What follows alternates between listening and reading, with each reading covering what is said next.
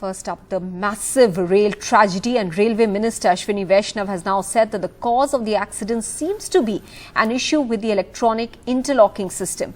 However, the matter is under the investigation of the Commissioner of Railway Safety. The restoration work, meanwhile, is underway. One of the tracks has been restored, one of the main lines. However, the other line that was carrying the Coromandel Express is yet to be restored. That work is expected to be fixed by tonight as well. Meanwhile, relief for the victims continues as several of the injured, 1,000 people who have been injured in these accidents of 3 of the trains. One, of course, was a goods train. They are all in hospitals now. Families, though, some of them continue to look for their loved ones. And on the other hand, Railway Minister Ashwini Vaishnaw has also sought a CBI probe into the matter. Let me now go across first to the 2 accident survivors who are joining us here on the show, Anubhav Das and Anshuman Purohi, both with us here. Let me first go across to Anubhav. Anubhav, it's been an extremely horrifying moment, a tragedy that you will find very hard to forget all your life. But can you take us through what you witnessed when this accident took place, minutes after that, when you could get your bearings right? Good evening, Maha. Thank you for having me and Anshuman over here. First and foremost, this incident occurred at around 6:30 in the evening, and we had crossed the Balasore railway station about 15-30 minutes back, I guess, roughly.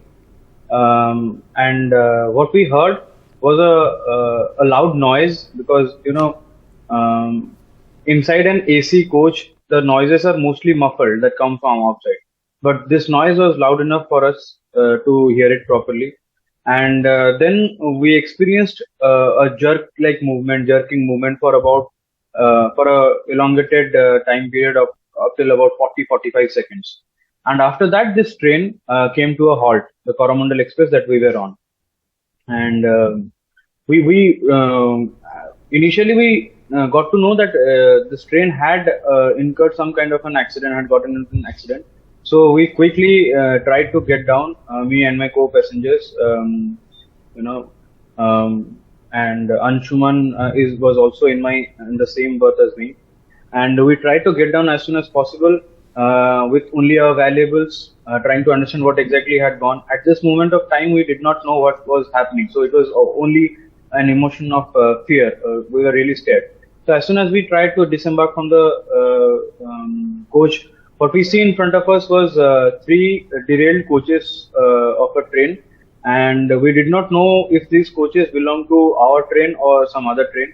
But as soon as we interacted with the people who were coming out of those coaches, we got to know that this particular derailed coaches, 3 coaches, were of Yeshwanthpur Express, which is going in the opposite direction towards Howrah. Now, those people were really, really fatally injured, and we also saw a lot of bloodied head and bloodied heads, all hair and hands.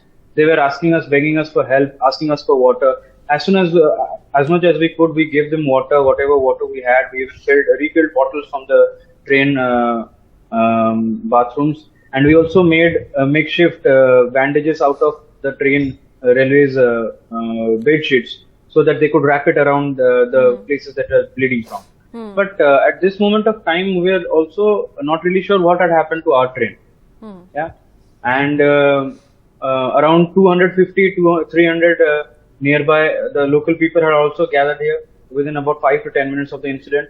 And as and when the ambulances came in, we expected the ambulances to come to this particular location, because we thought this was the only incident that had occurred over there. But then interestingly, the ambulances started moving away from us towards the front of the Coromandel Express.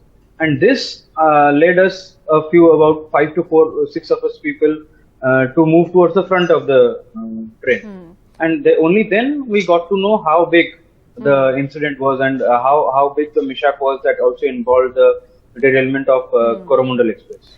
So, Anubhav, from the sequence of events that you are describing to me of what you all experienced, clearly your bogies were on the towards the end of the Coromandel Express, because the front is what of the Coromandel Express that got completely derailed and went over a goods train which was carrying iron ore. That is what has been explained by the Railways Board today. And because that was such a heavy wagon, the entire impact, Anshuman Purohi, as the Railway Board members pointed out, was on the Coromandel Express. As Anubhav is pointing out, when you all moved further down, what were the scenes that you saw? It was an absolute chaos. There are no words to describe what we saw. There were coaches lying on top of each other. There was the Coromandel Express engine, I believe, lying on top of two other coaches. There was lots of dead bodies, lots of injured people. Lots of screams in the air. It was as if, death was in the atmosphere. That I would probably describe it that way. There were hundreds of bodies just lying on the ground with such horrible injuries on them that, it just made us so fearful that very night and so grateful that we both literally escaped without a scratch. Yes, absolutely. I mean, on days like this, you really do believe that it's such a miracle that so many people survived unscathed. But the memories are going to linger on for a very long time. Anubhav, as Anshuman is saying that there were screams and cries in the air there, people obviously fearful of what lies next. They wouldn't be able to fathom the gravity of the situation at that juncture. How soon did help arrive? You said that ambulances came and then obviously they moved towards the front because the casualties towards the engine were much more than what happened with the Yashwantpur Express, I understand. Is that correct? That's right, Maha. See, from the location that we were situated in, we could only see that 3 coaches of the Yashwantpur Express had derailed. But from the point of view of the road, where the ambulances came in and the local people over there who must have definitely told the ambulances and the emergency services what exactly had happened, they actually saw the brunt of the mishap to have been in the front of Coromandel. And like Anshuman was saying, that death was in the air. Yeah, definitely that would be an apt description of what was going on there. And as for the emotions that were flowing and how we, in the past 2 days since the incident, I would say yes, there has been an adrenaline rush, and I'm sure Anshuman will agree to this. But I guess it will take us about 3-4 days to actually understand what happened that time, and for us to have escaped absolutely unhurt. And to be seeing now the death toll rising like anything and the injured people, this really sorts of makes us, will make us all realize, whoever who has escaped from that life is really that fragile. To be, to lose all that you have within 30-40 seconds, and that is all that it takes. Absolutely. It was a matter of fraction of seconds, as has been explained by the railways today as well, saying that if the Yashwantpur Express had just crossed that main line on which it was, the down line, just a fraction of seconds earlier, then that train would not have been impacted. Many thanks to both of you for speaking to us. We understand that this has been a terrible shock to everyone who was on those trains, and this tragedy is so huge, with 275 lives lost in that accident.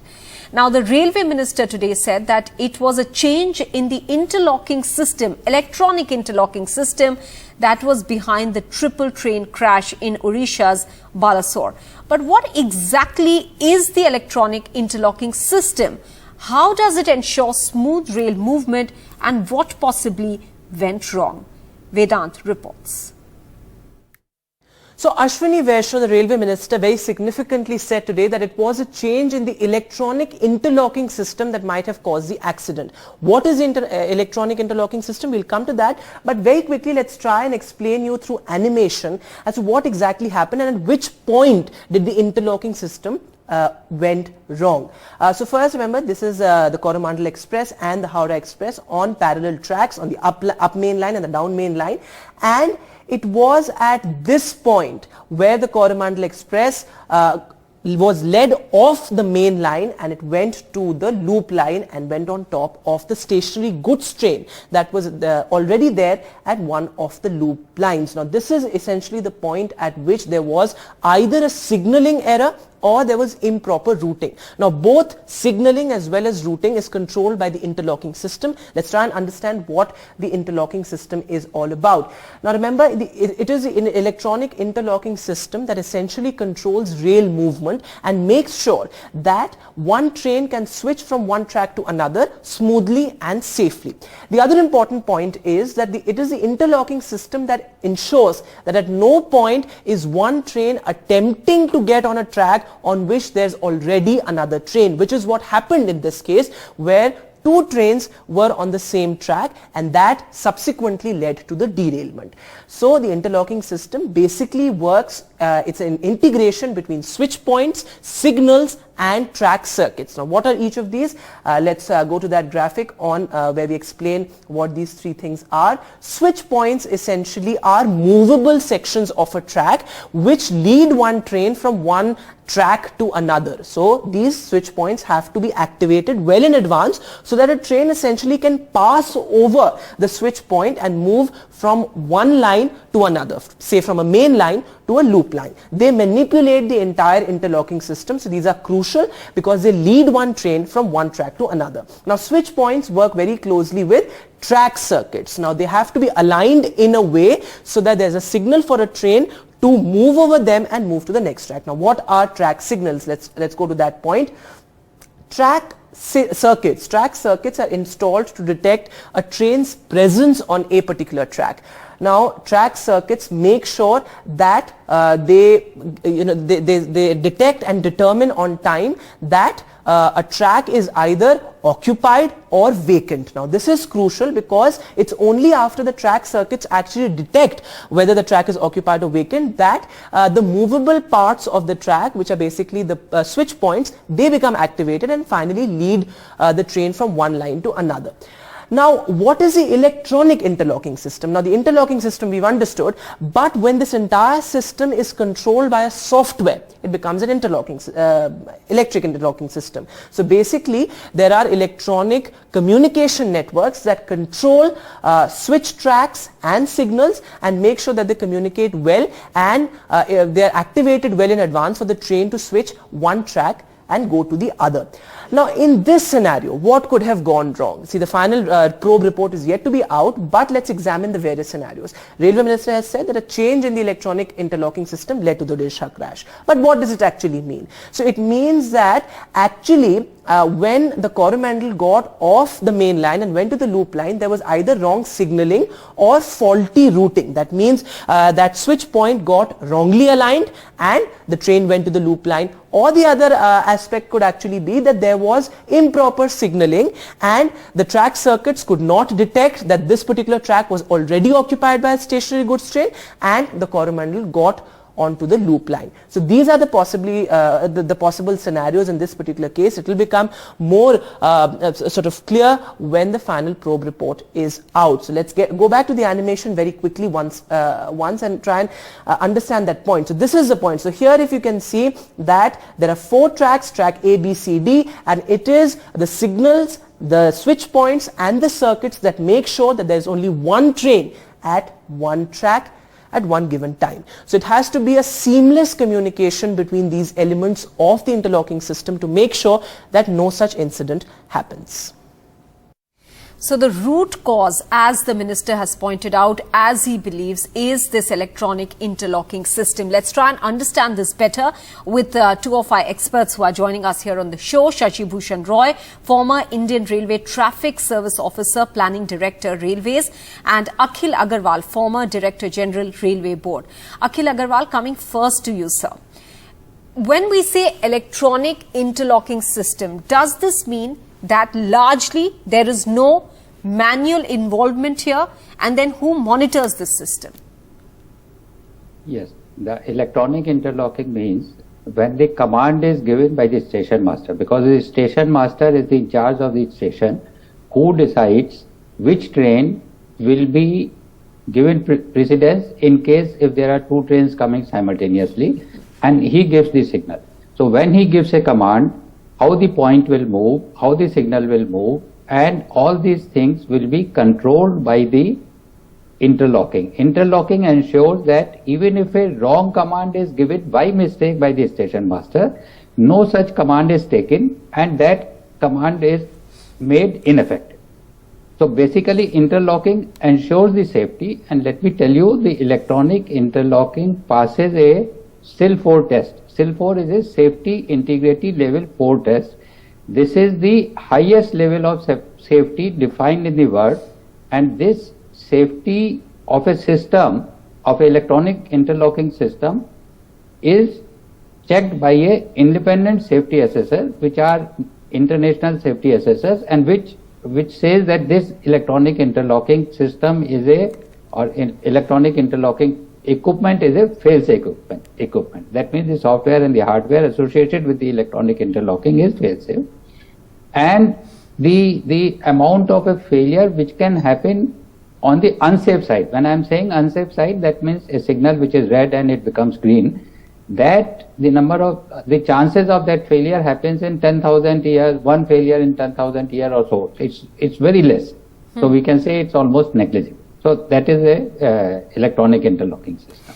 So Shashi Bhushan Roy, then help us understand what has been said by the Railway Board member Jaya Verma today is that the signal was green, but the Coromandel Express that should have been on the main line went to the loop line.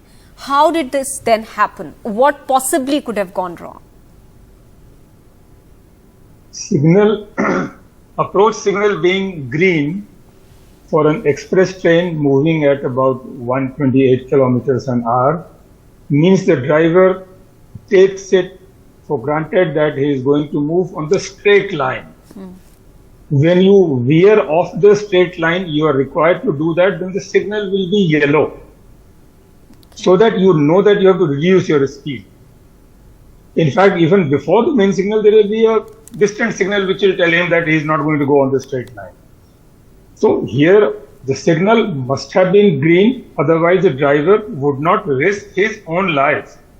We need to understand, I mean, I'm sure we all understand intuitively, that the driver will be one of the first casualties if his train goes into a wrong line and collides with something.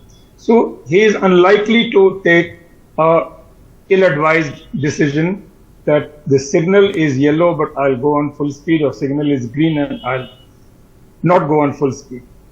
So the thing that has been mentioned at the site that I heard on television, on television only, yes, that there is a possibility, definite possibility, that something has gone wrong with the point which led from the main line onto the loop line. Now, I think Mr. Agarwal will perhaps agree with me that once a train has crossed the signal, interlocking ensures that points cannot be reversed or tampered with unless a criminal interference is done. Of course, that I won't. But in the normal course, it cannot be undone till the movement has gone through. So here, this is a puzzle which no one is able to actually unravel. Okay. The signal is meant to give full speed, go ahead, and the point is made for the wrong line. So then, Akhil Agarwal, is it possible that the alignment of the tracks went wrong? I mean, it's very hard to understand that if there is a green signal to go on the main line, how did the train end up on the loop line? I agree, and I agree with Mr. Roy. What he has said, that once a signal is given green, the driver is confident that he is going on a main line and he will be going at his maximum permissible speed, which in this case was 130 km per hour. It has been reported from the site, and even in the railway board press conference it has been reported that the signal was green and the driver was going at the highest speed. However, he has entered in the loop line and collided with a train. Now this is something which has to be investigated, and railway has a very set system of investigation. There is a Commissioner of Railway Safety which works under Ministry of Civil Aviation.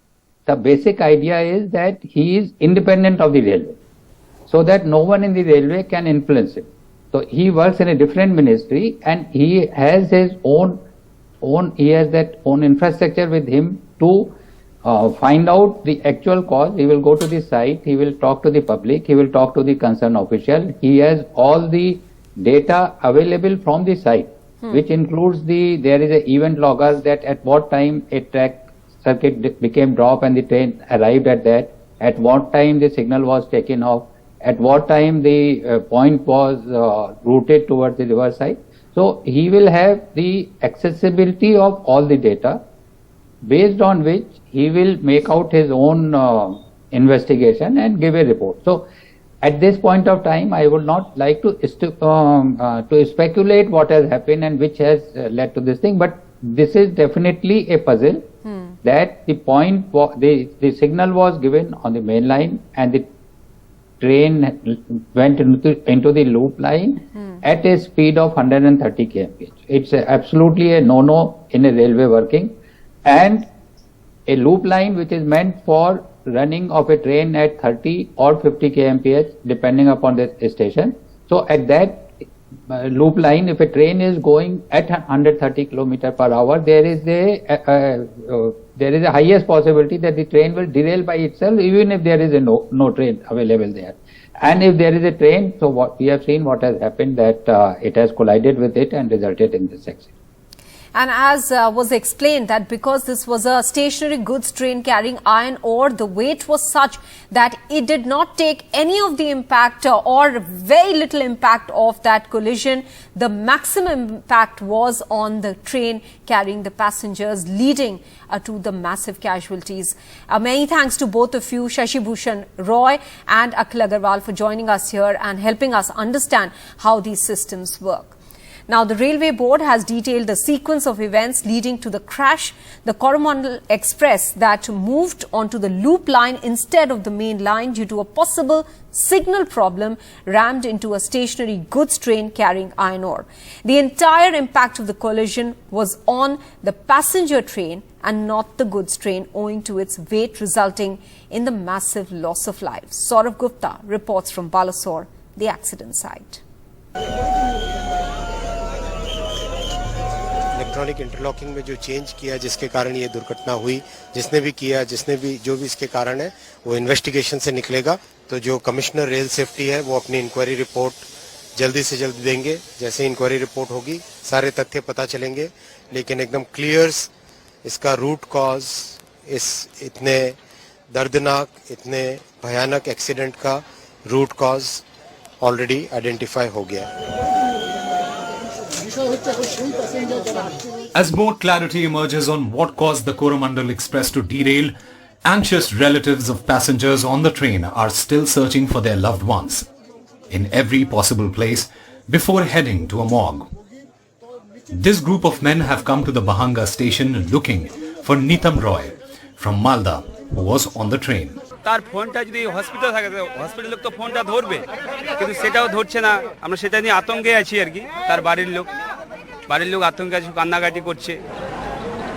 There are others in the hospital, anxious relatives who are still looking for their loved ones, hoping that they may be in hospital, hoping that they may be alive, but unfortunately so many people have died. So right now it's a very stressful and painful time for the families who have not yet been able to locate their loved ones. Unsuccessful at finding their relatives in hospitals, despairing relatives have reached morgues. यहाँ से क्यों मतलब shift किया जा रहा है? भुवनेश्वर में facilities है रखने के लिए ज्यादा दिन के लिए, इसीलिए हो रहा है, थोड़ी हमें काम करने दीजिए. For some, even though they have been told their loved ones are dead, the search continues. This man is going to Bhubaneswar after searching all hospitals in Balasore. पूरा मेडिकल जितना था, कमलपुर सब ढूंढ लिए, मगर कहीं नहीं मिला. अब जा रहे हैं भुवनेश्वर, वहाँ पर यदि होगा तो अल्लाह यदि सहारा जाएगा तो हो जाएगा. Track restoration work will be completed soon as the railways are now completely focused on resuming railway services on this very important rail route. But for those who've lost their loved ones or don't even know if their loved ones are dead or alive or are yet to recover the bodies of their loved ones, for them, resuming their own daily lives and going back to normalcy is going to be much more difficult and time consuming. With Manish Kumar and camera person Pavan Kumar, Saurabh Gupta, NDTV.